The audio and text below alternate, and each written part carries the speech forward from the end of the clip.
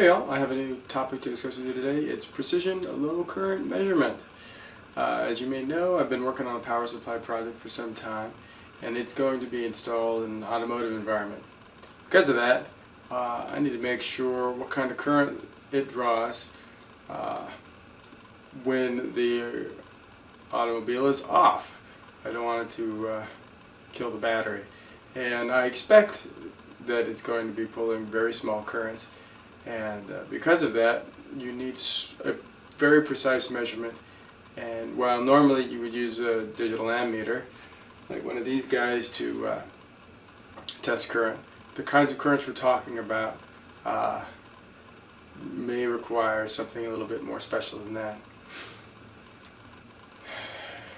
How an ammeter works is it's connected to a circuit in series, and digital multimeters like these will put a resistor in that circuit and then measure the voltage drop across it. This is called a shunt ammeter, and while this is totally functional, it has the negative effect of causing a drop in voltage across that resistor, which is what's being measured. This is called burden voltage, and its size is a function of the current and the size of the resistor. And it's generally on the data sheets of digital multimeters as volts per amp, or millivolts per amp probably. But for the kinds of currents we're talking about, because in my project I'm expecting that people will put this in and install it, and since it's really for motorcycles more than automobiles, they aren't necessarily driven or ridden every day. They can get parked for some time, and I don't want somebody to come back and find that their motorcycle is dead. So this thing needs to be able to sit off, connected to the battery, and its quiescent current needs to be such that after months it's still running. So the small currents we're trying to measure may require a different kind of ammeter, and I did a little research, and the kind of ammeter that does this sort of precise current measurements is called a feedback ammeter, and we're going to discuss that today. And how it works is that the shunt resistor, which is still required in order to make this work, is in the feedback loop of an op amp, and the op amp injects the amount of voltage back into the circuit equal to that which is dropped across the resistor. And you measure that voltage drop and you reinsert it so no voltage is lost, and so the current remains as it should be, and you get very precise current measurements.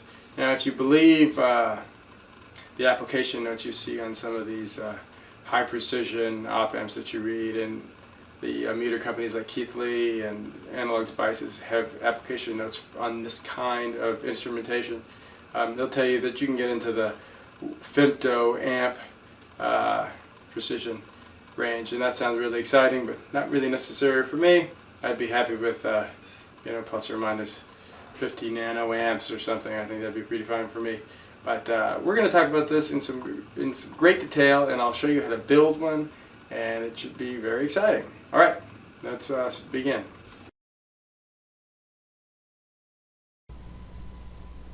So let's dig into the schematic for this circuit. We're going to go over all of the main components and then talk about how they work a little bit. Let's first start off with the main current input. That's right there in the center, I input and I ground. I input is the high side input, that's the red wire, if you will, and I ground goes to Earth's main ground. We're going to assume that that the circuit is set up so that the device under test has power running to it, and then its ground wire goes into I input, and then the I ground goes into ground, which is how you would generally set one of these systems up, so that shouldn't be confusing. Then we have a floating power supply over on the right, represented by a battery symbol. Now, you don't need a battery, but you need a floating power source, and batteries are a convenient floating power source.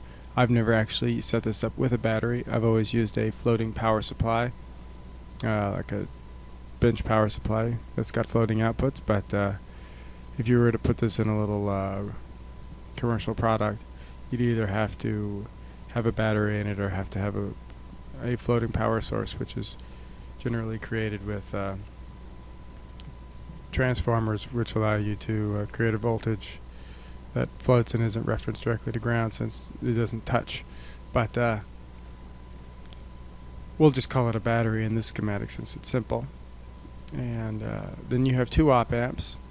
One op amp is only there to provide a ground reference that is halfway in between the battery's voltage. So you can see that the battery has a 50-50 voltage divider, so that half the voltage is going into the positive non-inverting input of the op amp, and then it's a voltage follower, which you can see with the very simple feedback loop without anything in it, and that outputs to I ground. So what that tells you is that we're referencing the battery at half of the potential to ground, which means there's equal voltage above and below ground in this circuit provided by the battery. Now we have the precision op amp, the OPA 277P. This is what I'm using, and it's a fine high precision, low drift, blah blah blah op amp.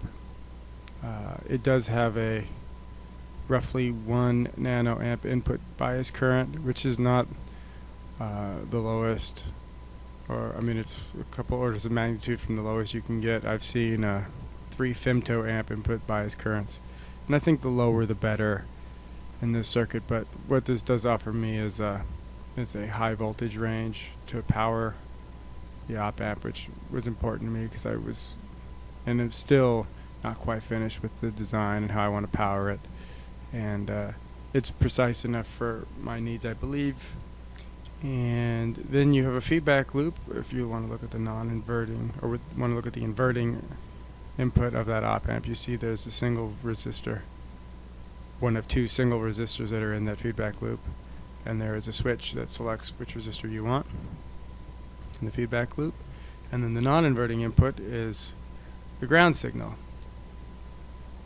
And then you have the positive and negative outputs for measuring the voltage. Those are up top and labeled V neg and V pos. Interestingly, V pos is connected to ground, and V neg is connected to the output of the op amp.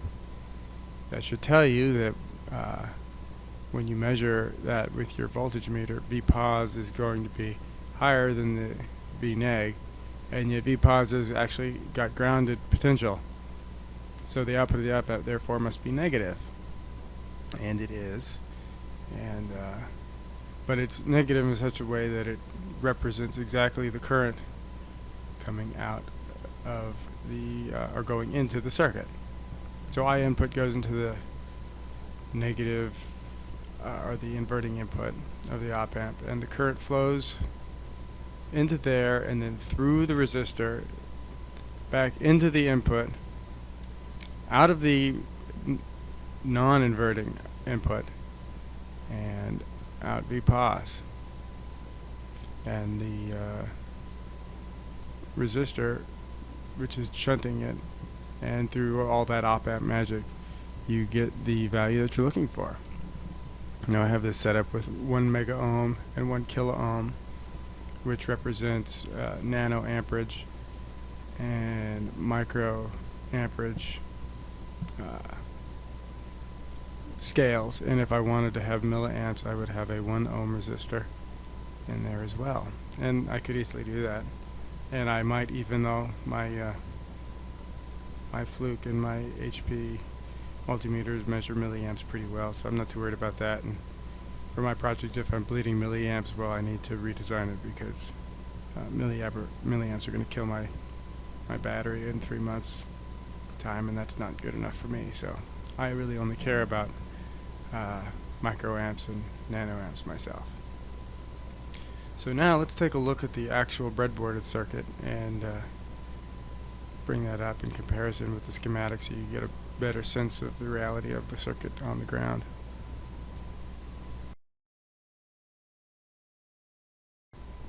So let's take a look at this breadboard. Over on the right you'll see the current source. Now what is a current source? A current source is a voltage source in series with a resistor. And what you don't see is the voltage source, which was an ugly yellow wire, but it plugged in to row 16 on the breadboard there, and it ran voltage through one of those two resistors, which creates a current. And it's a known current because I know what those resistors values are. The brown one is 1 mega ohm and the blue one is 10,000 ohms.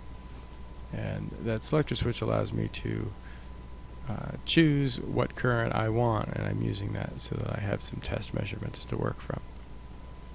Now that orange jumper wire is the current, and it goes into the circuit, but we'll call that entire thing I input. The green jumper wire top left is I ground. That's the mains ground. In the middle is the microchip MCP 6022 op amp. It's nothing particularly special op amp. It's rail to rail, which I like, but otherwise it's not particularly special or fancy. Though microchip might disagree, I consider it just a rather run-of-the-mill op amp, but a nice one, and one that I like to use, and one that's in the drawer, and one that I appreciate Microchip donating to the cause, so thank you very much, Microchip. You can see the voltage divider there, a pair of 10K precision resistors. You can see the feedback loop, that naked jumper wire. Now moving left, you can see the Texas Instruments Burr Brown OPA 277P, which is also in a nice dip package. I selected that from my drawer of precision op amps because it was in a dip package. Not necessarily the best reason, but sure makes life easier to do breadboarding and testing when you can just plug it right on in. So kudos to Texas Instruments for keeping a few of their nice parts in dip packages for us hobbyists to work with. You'll see those three resistors there sort of surrounding and lording over it. The brown one is another 1 mega ohm. You can see the brown, black, green. That's brown is 1, black is 0, green is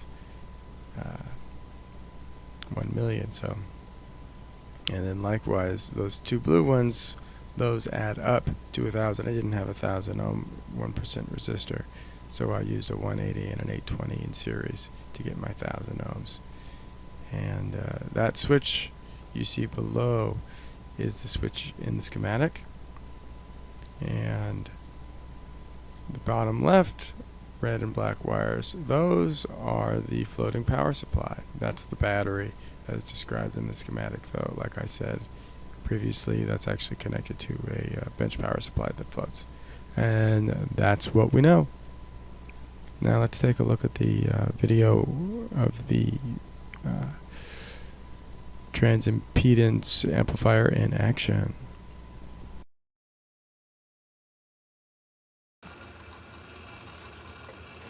Alrighty guys, let's take a look at the circuit in action now.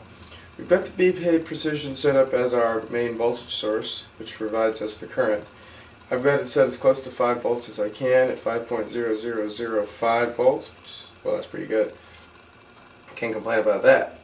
Now it's going into a 10,000 ohm 1% resistor, which provides us with 499.9 microamps, and our measurement device is outputting 497.7 millivolts, which in microamp range is 497.7 microamps. So we are very close. We're off by 2 microamps, and out of 500, well within the 2% of error that the two 1% resistors can cause. So that's just about perfect if you ask me. Now let's run this down and see what it looks like with very small voltages. We've now got it down to 99 millivolts output, 99.4 millivolts, And through the same resistor and the same setup, we should measure 9.9 microamps, and we are measuring 9.8. So we have similar error down at the small range. We brought it up to 110 millivolt output when we're getting 109 microamp output, so that's very good. And now let's take a look at the nanoamp range. We just moved it to a 1 mega ohm resistor plus or minus 5%, and we'll put it over into the nanoamp range, and we have 110 millivolts, and we're running that through mega ohm resistor, so that should give us 110 nanoamps, and we're measuring 112 nanoamps, 112.2. So we're off by 2 nanoamps. I believe that can all be accounted for by the error in the resistors, which are plus or minus 5% for both the mega ohm resistors that are currently in the circuit. And I'm using those less than perfect resistors because I don't have any 1 mega ohm resistors with super high accuracy in the drawer, but I ordered some from DigiKey and they'll be here soon. And that's pretty much how the circuit works. We can ramp it up, and you can see how as we ramp it up, ooh, wow, look at that. 2.4 millivolts, 2.1 nanoamps, 2.3 millivolts, 2.0 nanoamps. Yeah, that's pretty impressive. For a ammeter that I built out of parts I had in a drawer, that's to me that's pretty incredible. So yeah, that's the circuit, and I hope this was real informative for you guys, and I hope you would enjoyed it. We could talk very briefly about the HP power supply down here. That takes the role of the battery, and the only thing that's of interest is that you can see as we adjust the voltage down or up, it has no effect on the circuit, and that's again because the magic of setting the DC offset reference to halfway in between the power supply. So no matter what voltage we give it, as long as the op amps are powered, the circuit is good. So again, hope you guys enjoyed it. Give it a like if you think it's worthwhile. Tell your friends, subscribe. I'm sort of excited about this electronic stuff, and I hope to excite you guys too. Take care.